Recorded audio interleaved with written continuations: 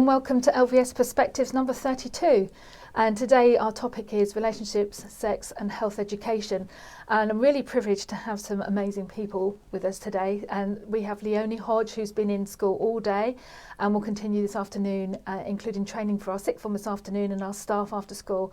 And also Dr. Chris Ray, who is our educational consultant, who's actually in school this week doing a compliance inspection for our school to see where we are, is here. He's also here today. And also Brad Hunt, who is the head of PHSE, our life learning programme.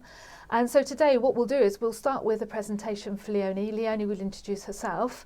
And if you have any questions, please send them in as she talks. We'll pick the questions up afterwards.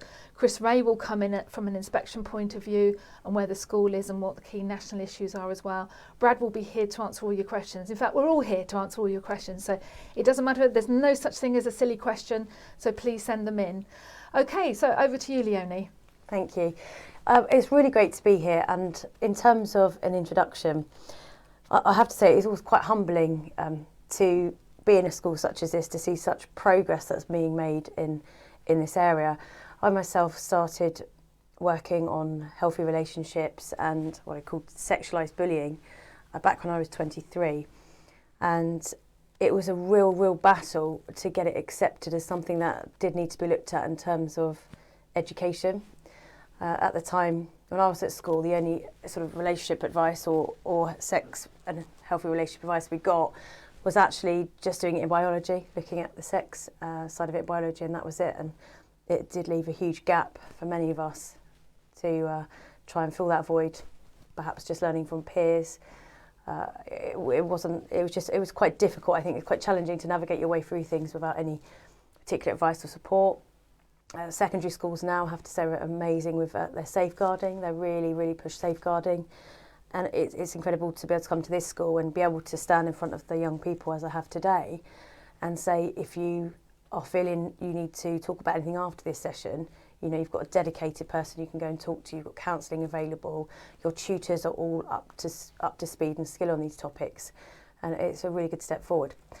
So yes, I've also worked on projects to do with lots of different things I'm going to go through, but I started my own charity when I was 23, which was looking at a new kind of education around this, and eventually I merged it with a national charity called Parentline UK, which became FamilyLives, and so it got kind of embedded into those programmes, which was great, and we got funding from Big Lottery and Comic Relief. But I will crack on now. So I'm going to start with mainstream sexist and sexualised bullying. So as I say, when I started off working in this sphere, when I was younger, we couldn't. I worked with a local council, Hertfordshire County Council. There, they had a schools wellbeing team. After I'd retrained as a youth worker and a counsellor, and we tried to think about how could we get this so it's not so scary for schools to think about. And the way that we could get it in was by using the term sexualised bullying. And the way we sort of describe that is any behaviour which degrades someone, singles someone out by the use of sexual language, gestures or violence, and victimising someone for their appearance or sexuality. This ranges from groping, name-calling, sexual assaults and comments on female breast, male genital size. These behaviours happen inside and outside school, in social groups and via the internet or mobile phones. So initially it was quite a difficult one to say sexual bullying, because some of these were, again, more like healthy relationships, learning boundaries, but I think utilising that language was one of the only ways we could sort of start to get this looked at. And I've put up a picture here, and I say apologies for the language in this, but it's just illustrative of the work that we did at the time. We had thousands of drawings like this where we'd ask people to draw in their mind what any of these words were or what they even stood for, and we'd always get the same type of pictures. And then we had to sort of depict the fact that these words are used as a weapon. I mean, they are sexist words on the whole, and they really are part of a cycle of, you know, kind of demeaning women and demeaning choices. And also there's other language which is used against males. But it was kind of the first time that a lot of them had challenged those assumptions, and it was very interesting to see how young these words started at. And many people in year 7 always have heard slag and slut, which you know, it's illustrative of the kind of wallpaper of life that they are kind of seeing all the time. So obviously I said 2009 was the Teen Boundaries sexualised bullying, and then we moved on to something which was called child sexual exploitation. And I kind of think it's important just to look at the history of how we've got to where we are. And so child sexual exploitation, I was really pleased to see this come in, because it was taking things sort of outside schools and looking at local communities and local areas and kind of hotspots of where child sexual exploitation can take place. And the interesting thing about child sexual exploitation is often people didn't sort of realise that you could be exploited by a friend of a friend or a cousin of a friend, or, you know, kind of the fact that somebody could be slightly older than you doesn't necessarily indicate trust and a healthy relationship or a balanced boundaried relationship. So the use of child sexual exploitation, again, I think helped to sort of move the needle on needing to start looking at some of these really sort of entrenched imbalances of power, really. And as you see at the bottom, Bernardo says no child under the age of 18 can ever consent to being abused or exploited. It took a long time for us to get to that kind of conscientiousness in society that a lot of people would kind of view as more sort of tough, or I heard people say troubled children, or people who had some terrible. It was almost I always thought there's sort of a victim blaming of some of these children in those years, and it's good to see that things have moved on. So I suppose I want to show you that slight bit of background, but where are we now? Well, the government now has keeping children safe in education, and this obviously has come off the back of some of the Everyone's Invited campaign and the highlighting of the culture that does exist within schools. I'm really pleased to see this. I mean, to me, I've seen a lot of this guidance before, but I have to say it does feel like the past 6 to 8 months, schools are definitely taking this seriously and definitely seeing how they can embed this work within their school PHSE, and also just around their safeguarding and starting to understand that, you know, if you are a victim of sexual assault, sexual harassment, and you are at school, you can actually go and tell somebody within your school. You know who that person is, and you know they are going to take it seriously and believe you.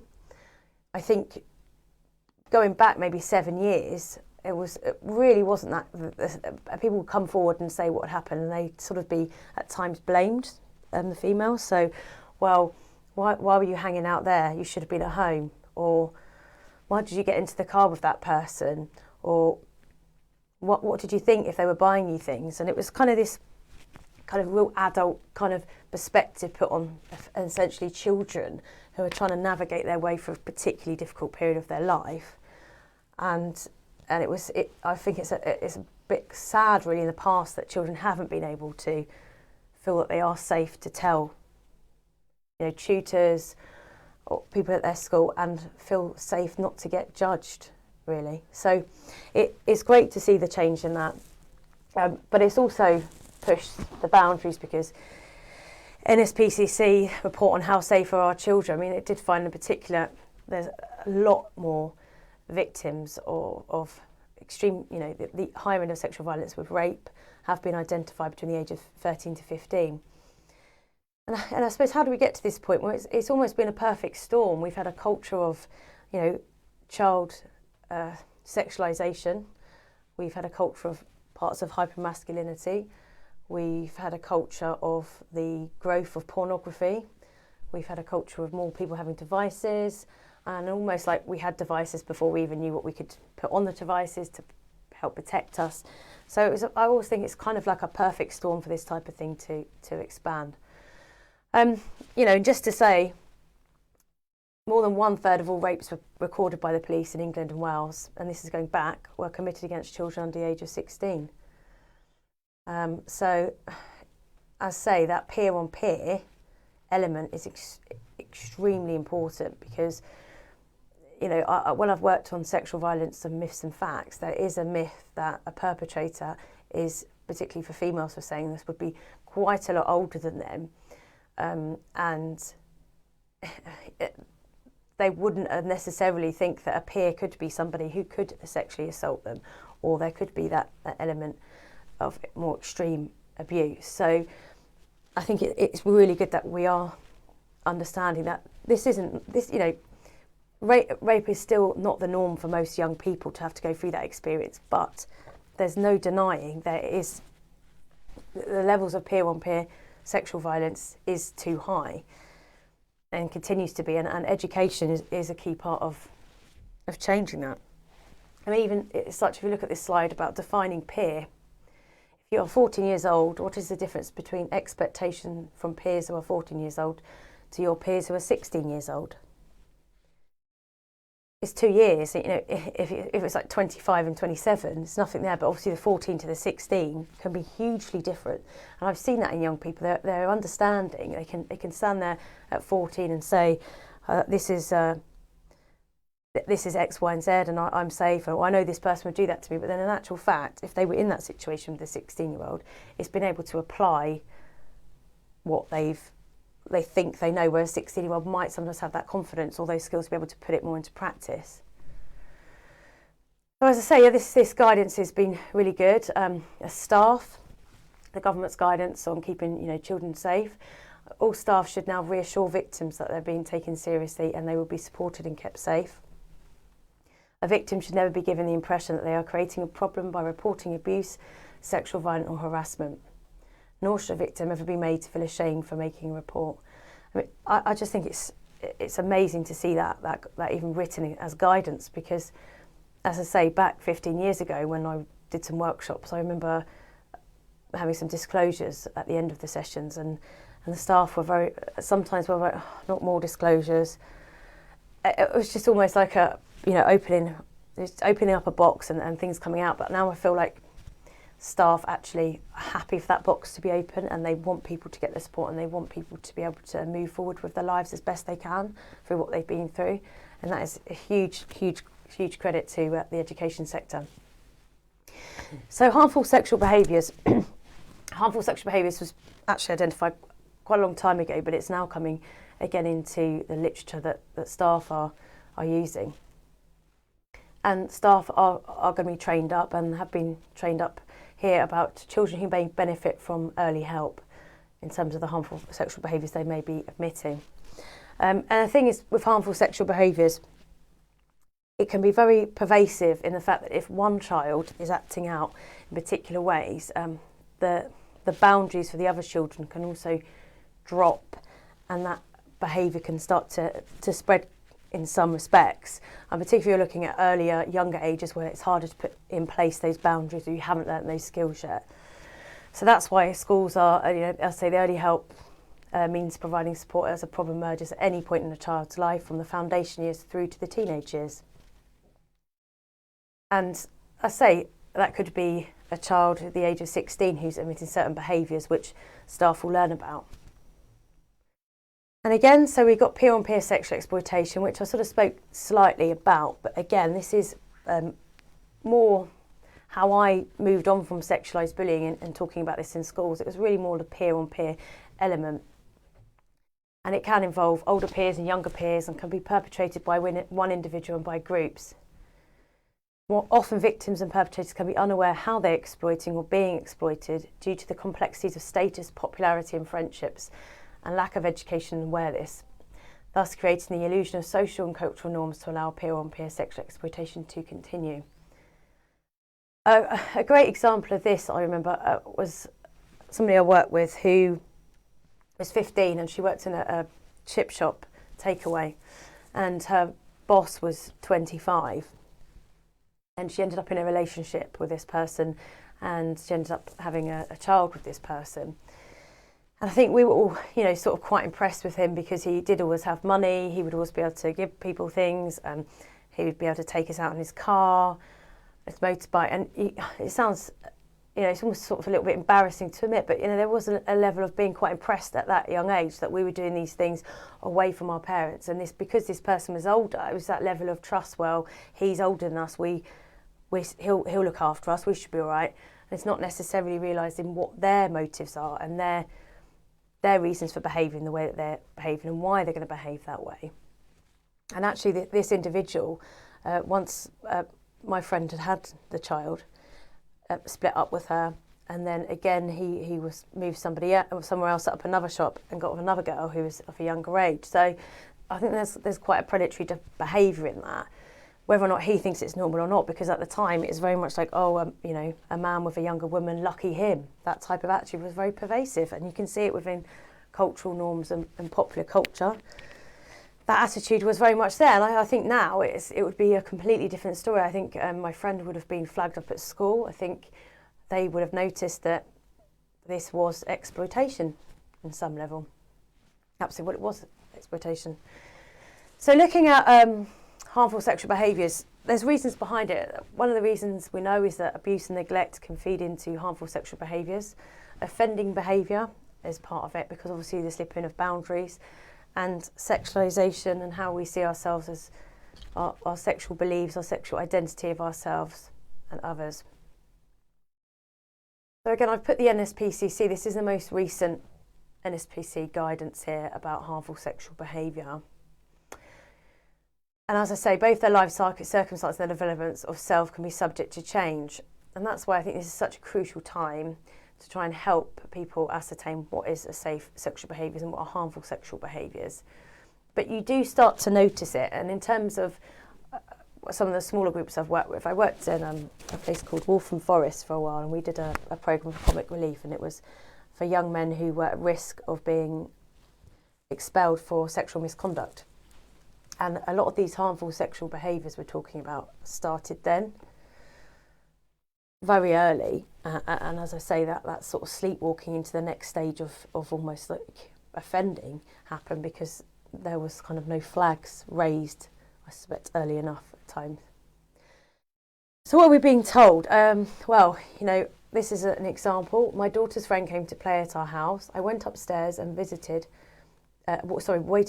into the bedroom to see my daughter pulling her knickers down, and her friend sat with her mobile phone about to take a photo. I mean, just the fact, you know, even talking about this again and having this shared with parents is just miles ahead of how it's been historically. And it's really interesting to see, again, if you were unpicking that, you'd be unpicking the use, A, of the mobile phone, the friendship and the secrecy within that friendship, the boundaries within that friendship, and how they actually got to that point, because that point is actually the final bit of the process. It's the steps before that which are really, I think, crucial to understand. And from a parent perspective, I myself am a mother, and it's really, really difficult. So for me, it helps just to be able to unpick all these stages. We've got another one on here. Me and my boyfriend are both 14, and he came over earlier because we had talked about having sex for the first time. Although I said yes before, I told her I didn't want to. If two people were going to do it, but one of them decides they don't want to and lets the other person know, but the other person goes through with it and does it anyway, is that classed as rape? Boy, aged 14.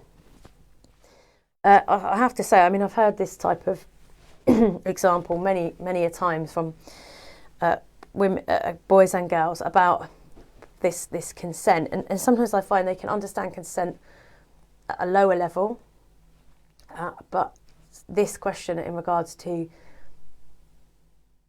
actually losing your virginity and the power dynamic comes up a lot, and not being able to identify if that's rape or not. So that is another piece of work, and I think that's why, you know, everyone's invited, called out, say, well, the rape culture and this allowance of a culture that doesn't really pick up on these things or provide those answers, which helps to build that, I don't know, behind the scenes sort of culture that allows things to fester when effectively they shouldn't.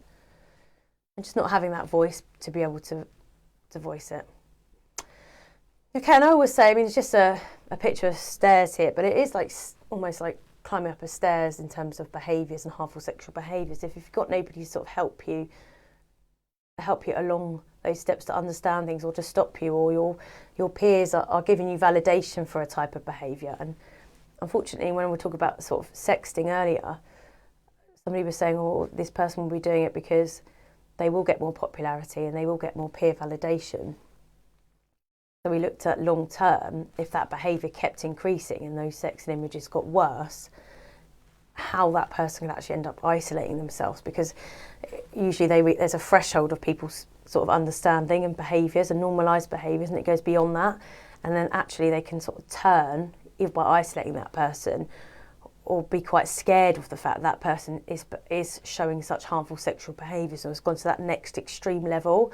Often that can be quite frightening for young people, and that's when you see the kind of peer turn towards them. But that person's so far gone on that type of behaviour, possibly getting dopamine hits from the instant gratification, that it's difficult for that person to step back down when they've been starting along that process. So I put this on here. I don't know if we've got a chance to show it or not. Yeah. It's a video about a girl called Megan, and it's about her sending nudes. But I think it's really interesting, just to pick up on this, if you look at the way when she goes to report it to school, what the teacher says to her, and also how she talks about herself throughout this. I will just play it. That's okay.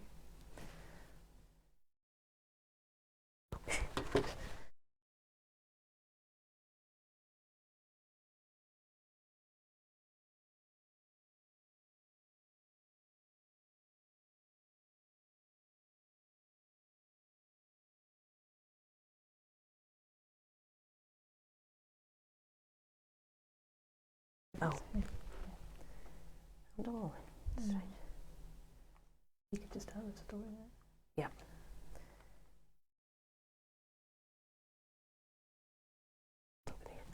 Oh, hi. Unfortunately, it seems like there is a problem with the sound, so we'll try and put that on the chat afterwards. But it's basically about a girl called Megan, who's 15, and she moved school.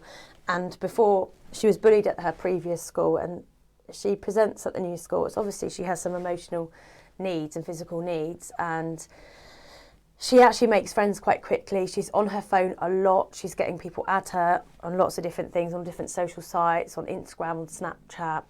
She's just getting lots and lots of attention. And she thinks she's talking to a particular boy at school that she spoke to, like, in her mind, every day about 6-7 times on her phone, texting, WhatsApping. And then on one particular occasion, he asked her to send an image, a nude image, and she says no at first because she's like, I'm not comfortable with sending that. And then obviously she gets more and more texts, and that kind of, the harassing feel of somebody to keep messaging you, partly possibly a motivation. But then she does send the message, and she sends the image, and then she's waiting to get a message back, and she's seen that the message is sent, but she's not got any message back. And then eventually she gets a message back, and it says, haha, I've got you. And it was actually a girl in her school pretending to be a certain boy. And obviously she talks about being really devastating, how it's really hard, but she talks about when she went to see her tutor, her friend took her to see her tutor, and her tutor said to her, oh, Megan, why did you do that, Megan? What have you done, Megan? And it might sound that's a perfectly fine thing to say, but there was a level of judgment there, quite a judgment call on her. Why did you do this? A, obviously she was tricked, and that's a form of bullying. B, she had taken a big step to trust an adult and tell them what happened. It would have been so humiliating to be that person, knowing that so many people in your school have seen that image of you, and she doesn't need to be made to feel any worse than she already did.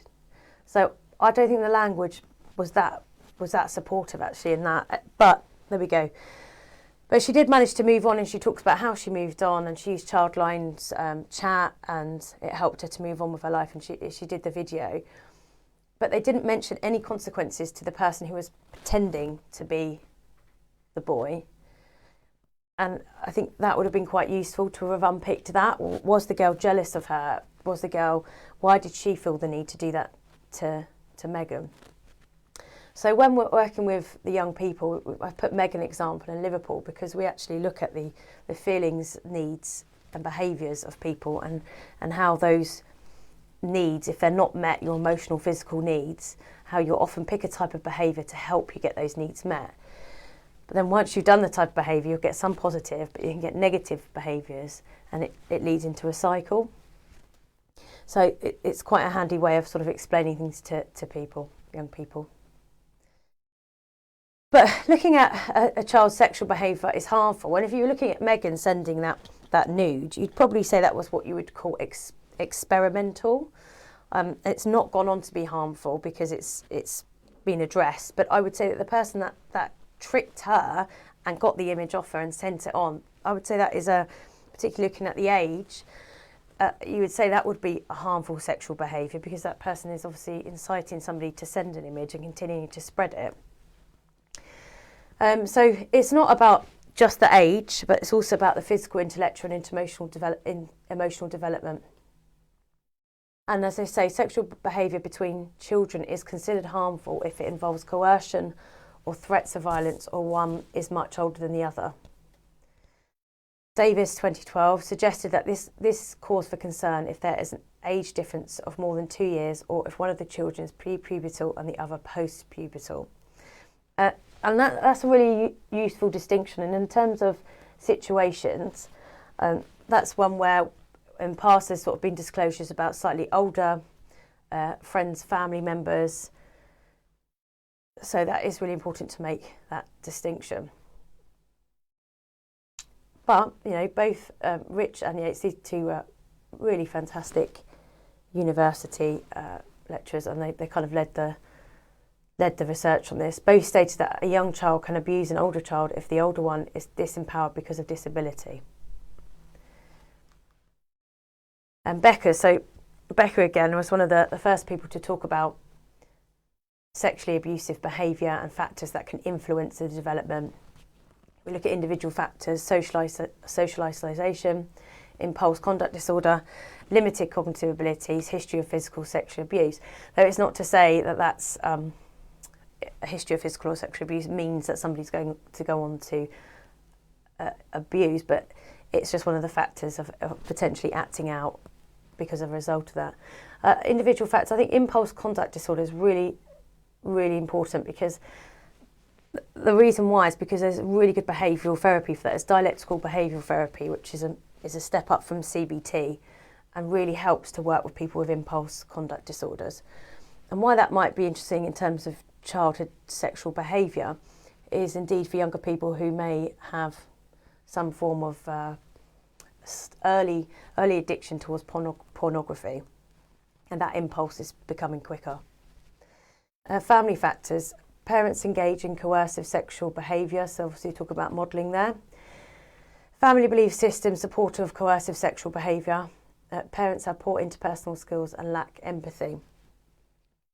Okay, that has been seen as well, where if, for example, somebody's crying or shows emotion, they're upset about something, and that's completely shut down or blocked off, it's and they're shown, you know, if you react like that, or you get upset, or you have these emotions, it's seen as quite shameful. It's shaming to act like that is shameful to the family, or should be shameful to yourself. So therefore, when you see other people acting in those behaviours or acting in that way, you don't have that same empathy or softness towards them, because you think it's a weakness. Social factors, so society supportive of coercive sexual behaviours, society supportive of the sexualisation of children. Peer groups behave in an antisocial way, influencing the development of sexually abusive behaviour. So you can see why schools have such a sort of imperative motive and influence on those social factors in terms of education, and challenging some of those entrenched beliefs and societal factors. But also, you know, some of the work, particularly I do, it's almost media studies, and looking at gender and our presentation of gender and the impact it can have on your own sense of self and your own boundaries, really. So look, sexual abuse affects a noxious sexualisation as a result of own victimisation, externalising coping adaptation influenced by concurrent experience of physical abuse, sexual identity confusion, identification with the aggressor. Diagnosis, you can see conduct disorders, post-traumatic stress, attention deficit disorder, learning difficulties and general immature functioning. You could probably diagnose that in a lot of people anyway who haven't gone through sexual abuse, but it is important to note that that's there, particularly in younger children. So we're going to do a little bit of a walkthrough. Yeah, you're fine. Okay. And we're just looking at the wallpaper that surrounds us. And when we worked with Dr. Linda Paphiologist, she's a Greek psychologist, and years ago we worked on a paper around early sexualisation in young people. And I'll just sort of pick this up. So gender and popular culture, as we said, we sort of feel of it as more of like a wallpaper that's around us. We're not saying it influences everything we do, but there is, drip effect about some of the things you're seeing and how you're feeling, and particularly how we learn some of these gender behaviours. So it's interesting if you think about the change that sort of happened in the last 40 years. I mean, if we're saying traditional gender roles, again, kind of a stereotype, it was very much, wasn't it, the ideal or the idea of a male staying at home, a female staying at home, looking after the family, the male goes out to work. And there was, I suppose, those traditional sort of gender roles. And then we have the kind of ladette culture that was born. Some of that leads on from the explosion of girl power. And within all of this, I've also sort of noticed the mother and the whore figure. It's like sort of two extremes that exist through that identification of being a female. And then sort of moving on, like the girls and the boys, I'm with the girls, you're with the boys. Hypermasculinity, which we'll look at, and early female sexualisation. And then actually maybe an outbreak from such stereotypes. We've got more fluid and non-binary use of pronouns, cis identities, and more of a youth culture of exploring gender and perhaps challenging some of those entrenched stereotypes that do exist or play out in relationships. Just on a personal note, we sort of look at this and say, I remember being in year 8 and we had the Eternal Girl Band and All Saints here, and it was very much more at the time, we didn't have GHD, we didn't have false eyelash, we didn't have fake tan, we didn't have Instagram, Snapchat, we didn't even have Facebook at this point. So, we listened to that music, but there wasn't so much pressure in terms of influence that was around. We've seen more of a sort of criticism of sexualisation of girls and young people, and if they are being sexualised younger and starting to see themselves in a more of a sexualised way, or is it perhaps, there's always sort of awkward question, is it them seeing themselves in a more of a sexualised way, or is it adults seeing them and thinking they look more sexualised? But as again, I showed you this earlier, this explosion of language used as a put down. There's definitely some type of reaction that goes on to this whole explosion of sexualisation, particularly with females, and objectification, as we know, treating another person as more of an instrument or object because of it's gratifying, it's sexually gratifying. And I think that was a big part of suddenly young people, or perhaps, seeing yourselves more as an object if you look at this wallpaper around you. And we have seen the sort of degradation of masculinity in some respects, and that negative side of the stereotyping of sort of genders playing out. Young men's education ambitions have been neglected, and they were neglected for a long time in policy discussions about boys and educational underachievements. And there is still a huge, piece of work that needs to be done in terms of disaffected young men.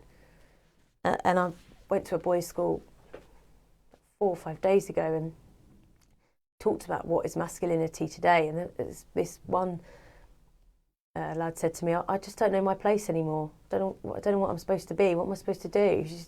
He's quite confused. And I said, it's because you've got to kind of, don't be so constrained anymore by your gender, but then what does that look like?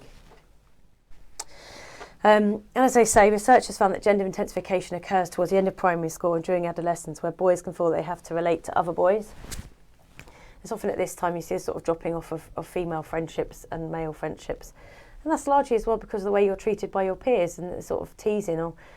oh, how comes you're friends with her? You know, you sort of have to be friends with the boys or have to be friends with the girls. I say, boys who've related to girls may find themselves under pressure to belong to male groups and participate in traditionally male activities, such as football, irrespective of their incentive to conform to stereotypes. And I'm sure many of us can have seen that played out. So what happens then? We look again a bit more at that objectification and self-objectification. Over time, exposure to objectifying images can lead to self-objectification, which involves taking an observer's perspective on one's own body and chronically monitoring one's physical appearance. We can almost kind of state that, you know, you could argue, is sexualisation, early sexualisation, a form of self-objectification, or became a form of self-objectification through the teenage years because it had been drip-fed. You can see that with a lot of young people and how they do monitor and criticise their own individual looks. So again, lads magazines, just interesting to get perspective really on this and in terms of genders, not so much around now obviously because of the internet and pornography, but you know, again, this was a big sort of explosion where you had two sides of the argument, didn't you? So one argument side of it says that it makes men look at women's beauty in a certain way, objectifies women, it demeans women, not all women want to pose like that. But then you have other females saying, well, I find it really empowering, I like dressing like that, why should I be judged? And if you look at the top of men's health, it's very much like six-pack abs, how to get, you know, jobs which pay a certain amount. So they're all kind of playing up to gender stereotypes, these magazines. It's just, and individually, I'm sure they don't have much of an impact on people, but it's when you're growing up and you see so much of that around you, you know, you can't help but think, oh, that's what being sexy is. If I looked more like that, or I had that body shape, or the colour of, or, you know, the eye colour, or the hair colour, or my stomach's a certain way, and that's when you start to put yourself up against this sort of thing. And we'll show this video because you don't actually need sound for this one.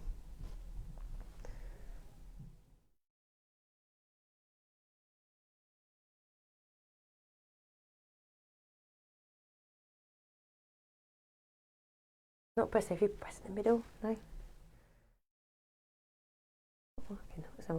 So anyway, that was Dove, which a lot of you may have seen. Dove did a really good campaign, and that was just showing how they changed a young girl into looking like basically she was a model on a billboard. And young people seem to really like that video because it just shows like reality and the perception of young people. But yeah, we moved on and we talk a little bit more about the whole space of sexual objectification and how it kind of exploded even more. And then we kind of had, like I say, the girls and the boys, and we're looking at Harry Styles there in One Direction, how he sort of fell into that, and then again how he grows out of that. But at this point in time, it was very heteronormative representation, and there's a lot of values around representing masculinity or femininity. And out of this discussion, again, we had, and this was particularly around the time where I have to say, in London, we were having a lot of youth violence and particularly stabbings. And there was a really interesting paper and research done on hypermasculinity. And again, it's a psychological term for the exaggeration of male stereotypical behaviour, such as an emphasis on physical strength, aggression and sexuality. And in this study, it consisted of 3 variables: colour sexual attitudes towards women, the belief that violence is manly, and C, the experience of danger as exciting. But I think where that really helped Discord and people working with young people was when you have young people who are acting in particularly dangerous or harmful ways, a lot of them have said they got an adrenaline rush from acting in that way. So how do you replace that adrenaline rush they're getting from that type of behaviour that they've picked? And the importance of that is how do you fill those needs that they've got, which is making them act in those certain ways? Where are they getting their validation from? Are their peers acting in a similar ways? At what age did they start acting like this? And it has been really helpful in that side of the discourse. However, I also play a video on hypermasculinity to males who wouldn't be tagged hypermasculine, to get their opinion on how they feel about these stereotypes, and if they feel that masculinity is in crisis, as you read about. And a lot of them just completely say that that's just not the way we actually are, a lot of us, in practice. And we do feel now that we can talk about our feelings a bit more, and I can approach a friend. So there does seem to be some sort of movement towards males feeling as if they can open up a bit more. But again, with the hypermasculine groups at that end, that's just not the way of it. It's just not. You don't see it. So look, going back to Harry Styles now, talk about subverting hypermasculinity. He's turned and taken gender into the next space of, wearing more, a dress. He does paint his nails. He's happy to be in spaces like that, and you have seen more of that binary movement. I personally think there's different arguments about this, but personally I think it's actually quite freeing in some ways, that you're stepping out of what's been quite a traditional stereotype. But we'll yet to see where that goes in 10, 15 years. And we've had that more representation, haven't we, in terms of transgender. We've had some famous people come out and go through the change. And particularly there's a female actress who transitioned, is now Elliot Page. And that, you just, 20 years ago, you would be very unlikely to have seen that be on the front cover of Vogue or different magazines, or be more accepting in terms of these sort of changes to gender. I suppose after all that, looking at that wallpaper we've looked at, that was all pre-Instagram, Snapchat and TikTok. And TikTok is very entertaining, but it has very, very quick shorts. And I know because my son watches quite a few of them. And they are very funny, these little shorts, sometimes little things that they can watch. But in terms of gender and boundaries, there's a lot of sort of almost taking the mickey out of people and characters, which is really funny. But you could think that those characters are actually real, because you haven't seen any of that before. It just jumps in like that. So that's quite interesting. The same with some of the female videos you see. But again, Instagram. This is just Instagram. I put this up because I think young people go through quite a lot of often seeing this even more on Instagram. And if you go through a feed on an average day, if you sign yourself up, follow a few people, I did this, and honestly, after about 6 days, I was like, I can't take it anymore. There were just so many people always looking, physically at their peak, or on holiday away somewhere. They always say Facebook, they nickname it brag book, because it's like you're showing the best of your life quite often. But Instagram is so effective because it does make you want to buy. Well, I personally, I'm not just saying this, my own personal opinion, made me want to buy more things that came up on Instagram, because it's just it's really clever marketing. And the same with TikTok. And obviously young people are walking through that and continually seeing the streams of these people. So what can you do? I mean, you can obviously teach them, like we all do, like media studies, that it's not always the reality and they're doing this to sell. You teach them those sort of basic things. But we are going to have to live with these apps. They're not going to go anywhere. So it's just sort of thinking how we can mitigate, sometimes how bad they can make you perhaps feel, or how you can feel like you don't fit in due to all the things that you can see on there. So I think that's sort of that media studies side of it. Again, look, he's just like lifestyle, successful, being like a successful footballer, having nice, really more like expensive clothes, or being able to do your makeup, having nice cars. It's actually quite stereotypical, kind of like 1970s, some of the things you'd say, in terms of gender. So online and offline world, well, I always think, how does one influence the other? So things that happen offline, do they happen online? Things that happen online, do they happen offline? And I suppose, is there the in-groups and are there the out-groups? And what are the out-groups doing from the mainstream? That's always quite interesting, because sometimes they can then go off and make something new, and then the in-group switches. Whereas I suppose in the offline world, things are more stagnant in terms of friendship groups. It's sometimes harder. So in the online world, you can sometimes find your place, or people who are similar to you, slightly easier. Even though, you know, Instagram, I did show you those reels, but there are people you can follow who would, you know, share, I know, great quotes about certain stuff, or validate some of your own personal experiences. So I think that's quite powerful, and there's coming like quite a lot of like self-love and appreciation on Instagram, which you can follow. So there are those types of videos, and also on TikTok, you've got some good, actually there's some really good videos on there called the Female Empowerment, which has got some really important sort of, again, sort of media studies and self-value and improvement work. So there are those sort of tools out there.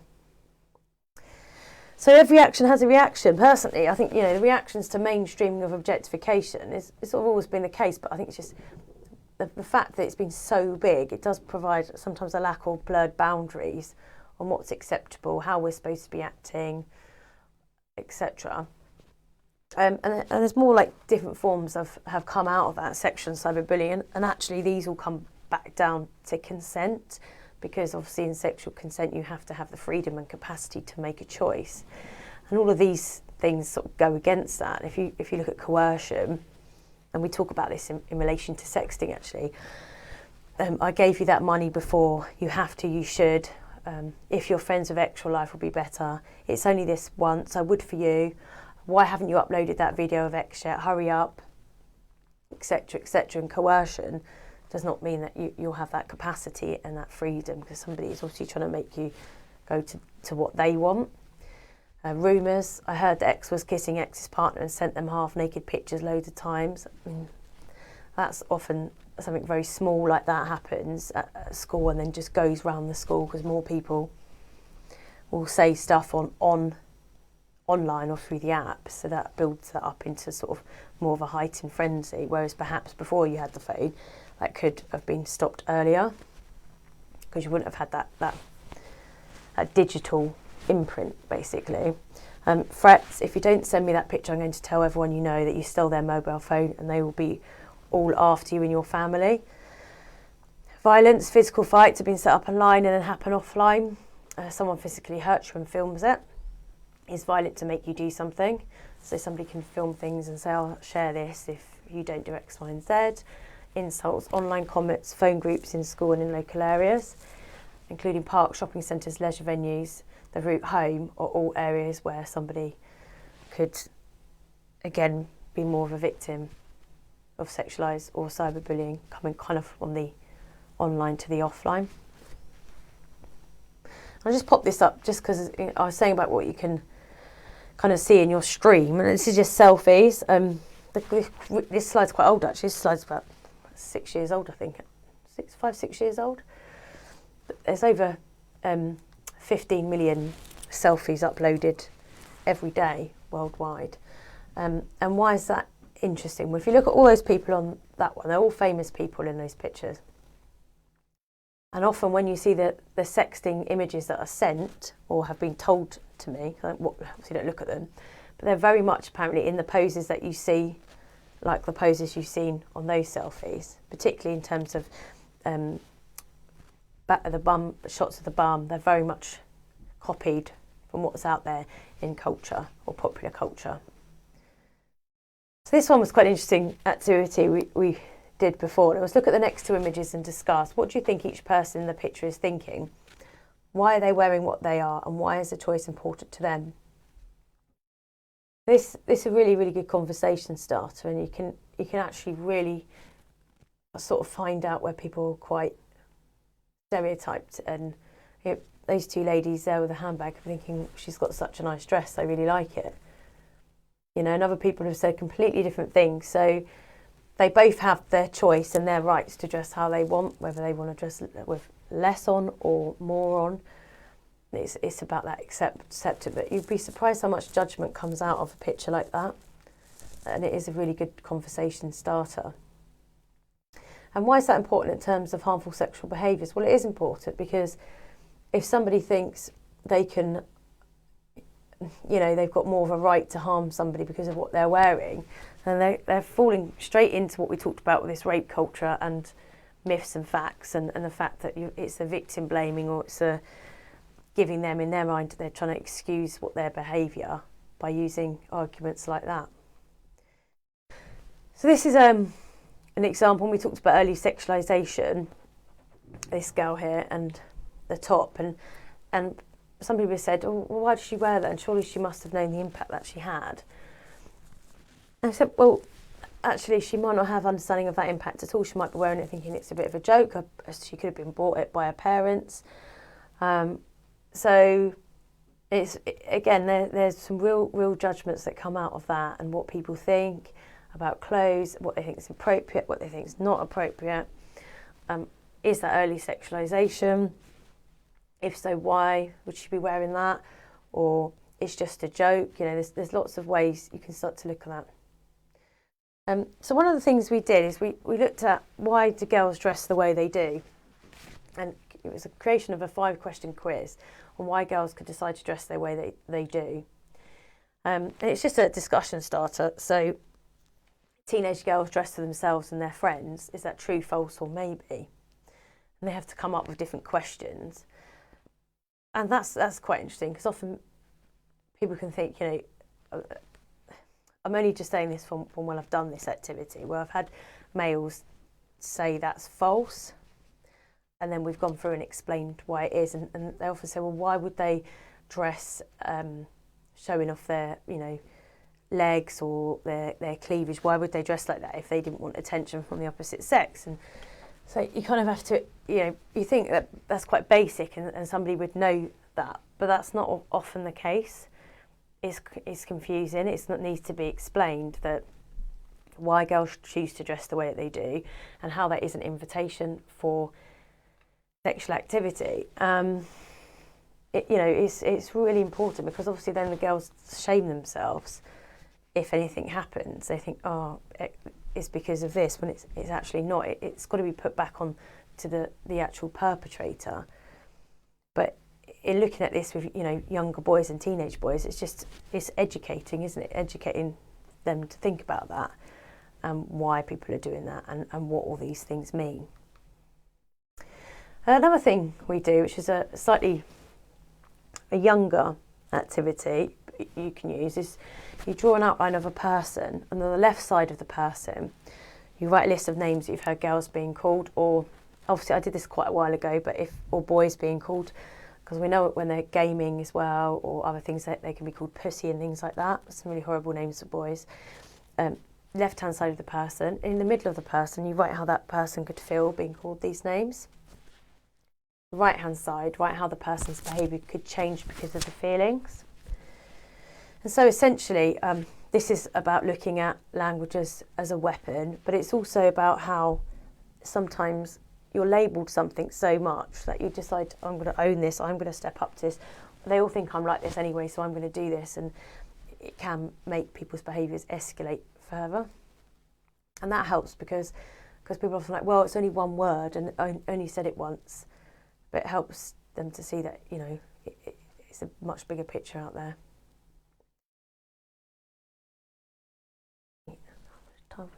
Okay, a bit more time, or we finished? Yeah. Yeah. Okay. Just before I wrap up, I just wanted to show, this was just something I put into Google. It's just some of the language on social media in terms of the shaming. There's just a lot. And this was just putting something into Google. So when I say about the education, you can see how some of this, I'm not going to show that particularly very long, but you can just see how much it is pervasive. Okay, and I'm going to hand over now. Okay, well, thank you, Leonie. There's an awful lot of content there. It was amazing. Just watching it, you know, we've got quite a challenge on our hands when you look at it. Like that, yeah. Chris, from an inspector's point of view, this obviously now has huge implications for schools, and there are schools that are failing inspections now because of this. Could you give us an outline of what the climate's like and how inspections have changed, and, you know, what inspectors are looking for when they come into schools now? I think, first of all, that everyone's invited back in March, together with the tragedy of Sarah Everard, changed everything in many, many ways. There are over 50,000 personal testimonies on Everyone's Invited, ranging from objectification, right the way through to the most violent rapes imaginable. And Ofsted, the governance inspection wing, took all of this seriously and went into a significant number of schools to try to get a sense of the depth and breadth of the problems. And the Independent Schools Inspectorate, which is responsible for inspecting most of the independent schools in the country, works very, very closely with Ofsted on this. Just to sum up, really, that what inspectors are looking for in schools is a robust challenging of sexual harassment. It's, in some respects, many people might say, oh, there's no bullying in this school. Well, actually, there's bullying in every school. And similarly, to say there's no sexual harassment in a school is, again, a delusion. There is sexual harassment in every school, not just girls harassed by boys, but girls harassed by girls, boys harassed by boys, boys harassed by girls. It is much wider. And yes, it is a societal problem. It is something that schools are involved in because it is a wider societal problem. So first, inspectors are looking for that robust challenge. And the robust challenge will often come from schools really monitoring not just actual harassment in their schools, but also potential harassment, the low-level things. You're shown there some of the names that girls might be called, slut, whore, and so on. But quite often you get other terms relating to other protected characteristics. That's so gay is a term of abuse which children as young as 7, 8 will often use. Oh, you're a retard. Again, a term of abuse. Sometimes the younger children using these terms don't fully understand what they mean, but they pick them up, they mimic them. So right across the spectrum of the protected characteristics is a range of really terrible behavior, terrible harassment, which is embedded within society. Schools need to see and understand what's going on within their schools, and they must address them. And one of the best ways of addressing them, of course, is providing a consistent, coherent, powerful educational program. The load-bearing structure for this is often the so-called personal social health education program, now coupled with relationship and sex education here in LVS, a life learning project where you're actually learning what life going on is going to be about. Now, it is a number of things. There are a number of things that need to be thought about.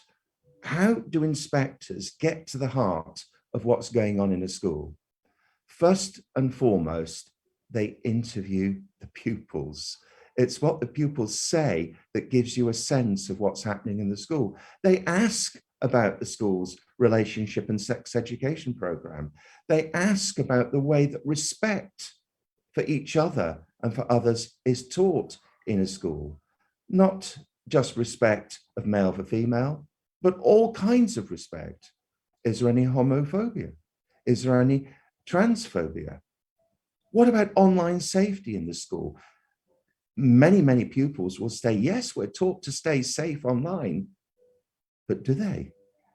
They take risks, sometimes encouraged by their parents, who allow them perhaps access to things that they shouldn't have access to. Sometimes the things that they say to others in school reflects the behavior of people around them in wider society. We all have a real responsibility. Inspectors pick up on all of this in their conversations with pupils. They say, what has the school taught you about relationships? What about consent? What about image sharing? So many pupils in schools share nude or semi-nude images, almost now as a matter of course. And some of the things that have just been said are truly worrying. What are healthy and positive relationships? For junior pupils, they start off by saying to the pupils, what makes a good friend? What do you learn about what makes a good friend? And what do you learn from that? What would you do if somebody else is being unkind? Kindness and unkindness is often a theme in junior education, and that is often the foundation for what comes in the senior parts of schools. Inspectors need very, very quickly to get to grips with all of this. Yes, they have questionnaires. Yes, they have surveys. Yes, they interview staff. Yes, they watch classes in action. And yes, in inspections, they will survey parents too. But all of this provides them with a 360-degree perspective on what is happening within a school and how well the pupils in that school are responding to what the school is attempting to do. The information that's kept by the school is critical. And of course, they examine all of the records and all of the data. But I know it is not just about pupils. It is not just about what staff are doing. It's also about what parents are doing to support the school. Thank you, Chris. And I think, you know, we haven't, I mean, Chris and I, we're probably in those same age brackets. We remember what the TV was like in the 1970s and the culture that there was. And I'm trying to unpick all of that. So, you know, now the children have got even more pressures, haven't they? You know, they've got the internet and social media. Leonie, how old's your son? He's 8. So yeah. What kind of advice do you give him? It is, it's really difficult. It's so difficult when you've got a child yourself. You before I used to work with parents, and I think I knew it all, but now I don't. But no, I did. I have obviously talked to him about safety, and I've also talked to him. We started to do this. We did about how do you know you feel uncomfortable and happy, and it's also like the feeling quite often in the stomach. We feel sick, or we feel angry, or we feel upset, or we won't be able to sleep. This was something. I'm trying to get him to talk about how he knows he's feeling something isn't right. That's the main thing, and also. I say to him, like, if you have watched something and it doesn't feel right, then we have to go over it and why it doesn't feel right. And I tried to explain about entertainment, and like, because he has asked me things on YouTube. They do love watching some of these influencers because it's quite fun. I mean, some of it they just do like hide and seek, but because they're doing it with lots of them, it's colourful, it's great, right? But they'll have like a big house. They're Americans, so a massive house, big cousin, and he's always like, oh, why? He said, why isn't our house? And I have to explain to him about like, the percentage of people who make it. So it is, honestly, sometimes I do feel like it is just media studies, a lot of this, just teaching him about why people are producing things, the value of it, what they're getting out of it, what you're getting out of it, entertainment, how entertainment is different to actually the day-to-day way you are with people. So yeah, I suppose that's the main thing, but yeah, talking I think helps. Yeah, I think being open with your children as well. I mean, Chris, our children have grown up, but I never stop worrying about them. And, you know, the social pressures that they have even at their ages as well. And I suppose it's about keeping the dialogue open, isn't it? And talking to your children about it. Chris, what advice can you give our parents who might be online today? Well, I think there are 3 things that need to be said here. First of all, do not delude yourselves that if your children are online regularly, there is an extremely good chance that some of the things they're doing are things that you would not want them to be doing. I think the notion of a parent walking into a child's bedroom and seeing a nude or semi-nude photograph about to be shot is a graphic one, but of course that many things are happening in secret. When we talk about online safety, you need as parents to really mean that and really support them. I think there was a good point, not being judgmental, but being supportive of your children who are finding themselves in increasingly difficult situations. The second thing is really try to understand what it is that the school is doing in its relationship and sex education program. Get a sense of what's happening. And I will certainly be doing all I can to encourage the school to provide you with simple, straightforward indications of the programs that take place here. The third thing is, and it's just been said, engage your children in conversation about these things. They're not areas of real embarrassment. They are areas for openness and open conversation. I think those are my basic 3 pieces of advice, Christine. Yeah, and I think also, I mean, parents, we've all been there. We're all going through it together. And so, you know, I can see through the lack of probable questions that are coming through that many of you have got an awful lot of food for thought, might even have some doubts in your own mind. And the thing is, come to us. There's no such thing as a silly question or an embarrassing situation or something that you should be worried about, because this is why we're here, and this is why we do this training, this is why we have these conversations, so that if you have a problem, please come and see us, and we're always here to help you. Thank you, Leonie. Thank you, Chris. And we've still got half a day to go. In fact, we've got staff training after school as well. And we'll be open. If you've got any problems or any questions you want answering, we do have a LVS Perspectives on Monday, where we have Chris Phillips with us, who's going to be talking about other safeties, personal safeties, and other threats in schools. And I can bring some of those questions and answers to the table next Monday. So if you have any questions at all, but any worries, you know that door is always open. So thank you everyone, and have a lovely day, and I'll see you next week. Bye bye.